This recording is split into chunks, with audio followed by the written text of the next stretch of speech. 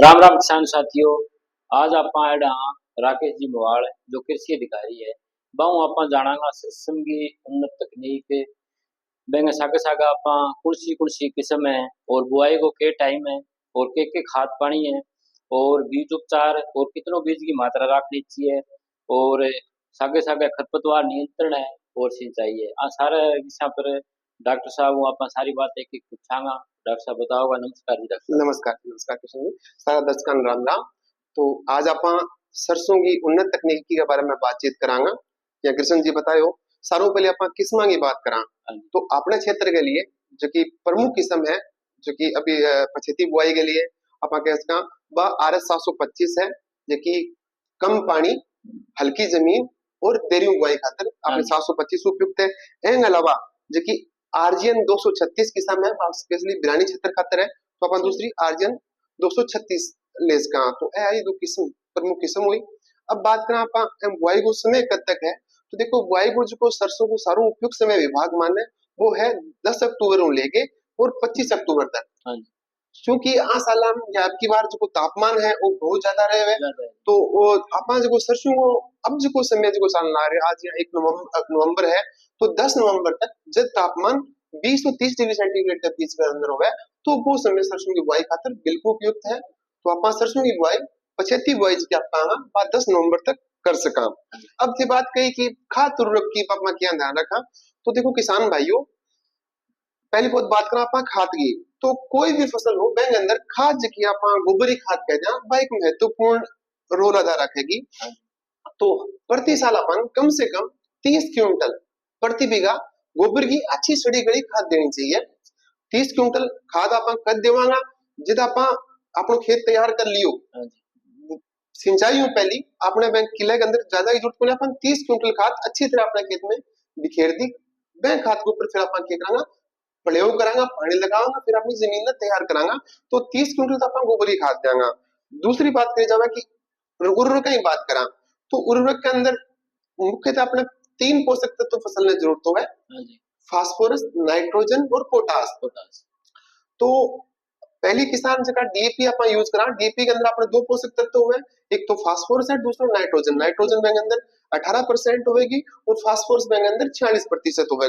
तो दो ही अपने पोषक तत्व मिला है तो बेंगे बजाय अगर अपन सिंगल सुपर फास्फेट सुपर को यूज करांगा तो अपन 3 पोषक तत्व एक तो फास्फोरस बैंक अंदर 16% होगा कैल्शियम बैंक अंदर 20% होगा और सल्फर बैंक अंदर 12% होगा। तो 3 तो अपने पोषक तत्व मिलेगा तो अब सुपर जो है 62 किलोग्राम प्लस में 20 किलोग्राम यूरिया जिसके अंदर 40% नाइट्रोजन होगा तो बैंक में प्रयोग करांगा और बैंक में सागे सागा 5 किलोग्राम 90% जो सल्फर आवे बैंक यूज करांगा। पोटास की बात करें जावा तो म्यूरेट ऑफ पोटास है एमओपी जी किया है वह बुआई के समय तना गलन रोग की रोकथाम खातर 10 किलोग्राम प्रति बीघा पर प्रयोग करांगा। तो अपना दूसरा विकल्प है पहला विकल्प डीएपी अगर है बीजो थे तो 20 किलोग्राम डीएपी। डीएपी की जगह जो दूसरा बेहतरीन है वो आपनो सिंगल सुपर फास्फेट है जो आप प्रति बीघा 62 किलोग्राम देंगे 62 kilogram single super phosphate 20 kilogram अपनी यूरिया 5 किलोग्राम 90% जो सल्फर आवे बेंगो प्रयोग करांगा। तो वो होयो एंगे अलावा थे आजकल बाजार के अंदर एनपीके का ग्रेड मिल रहा है जी सबसे अच्छा ग्रेड है एनपीके 16 32 12 12 32 16 जो है जिसके अंदर 12% नाइट्रोजन है 32% फास्फोरस है और 16% पोटास है तो वो भी एक बेहतर विकल्प है वह भी आप 25 किलोग्राम प्रति बीघा यूज कर सका। तो ये तीन आपने पोषक तत्व है जिनका आप प्रयोग करांगा। बैंक बात की बात करें आप बीज दर की तब रखांगा तो जिकी अगेती आप बुआई करना आ रहे हैं जिकी अपनी 25 अक्टूबर तक हुई है बैंक अंदर 400 500 ग्राम बीज दर काफी हुआ है। अब चूंकि थोड़ा मौसम पछेतो हो गयो तो अपनी जिकी बुआई है बंगवा 500 600 ग्राम प्रति किलोग्राम प्रति बीघा अपन प्रयोग करांगा। जबकि अगेती बुआई हुआ बैंक अंदर जो खूड़ की जकी दूरी है वह तकरीबन अपन 40 से 45 सेंटीमीटर रखांगा और पछेती जकी है वो अपन 30 से 35 सेंटीमीटर रखांगा। बीज की जकी अपनी दूरी है वह तकरीबन 10 सेंटीमीटर होनी चाहिए बीज 5 से 6 सेंटीमीटर गहराई पर गिरना चाहिए। ज्यादा अगर अपन संगन बोवांगा तो फसल के अंदर रोग कीटाणु प्रकोप ज्यादा होगा तो अपन विशेष ध्यान रखना चाहिए कि इंग की दूरी है वह अगेती के अंदर 45 सेंटीमीटर पछेती के अंदर 30 से 35 सेंटीमीटर रखा और बीज दर अगेती में अपन 500 ग्राम 400 500 ग्राम 75 500 600 ग्राम रखा। अब बात करेंगे बीजोपचार की। तो देखो सरसों में जो प्रमुख जो रोग है वो आपने सफेद रोड़ी बोला जकी ने हाँ जी। और तना गलन, दो प्रमुख रोग है।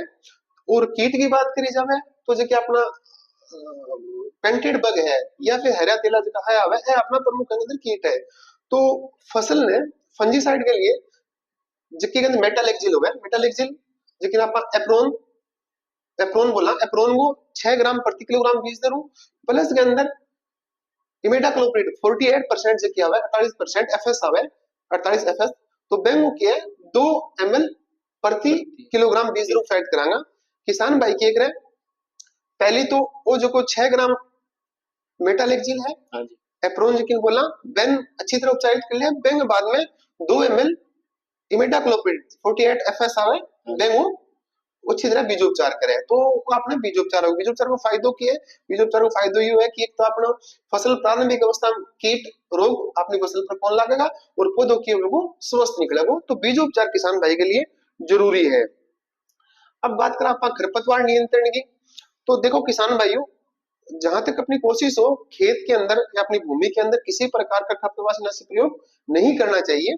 अगर आपको लगता है कि मेरी बुआई के बाद फसल में ज्यादा खरपतवार होंगे तो आप बुआई के पहले या बुआई के तुरंत बाद जो पेंडामेथ्रिन है, उसमें दो प्रकार के आते हैं, पेंडामेथ्रिन 38.7%, उसकी आप जो मात्रा है वो रखेंगे 485 ml, और जो दूसरा आपका है पेंडामेथ्रिन 30%, उसकी जो मात्रा रखेंगे वो 600 ml प्रति बीघा रखेंगे।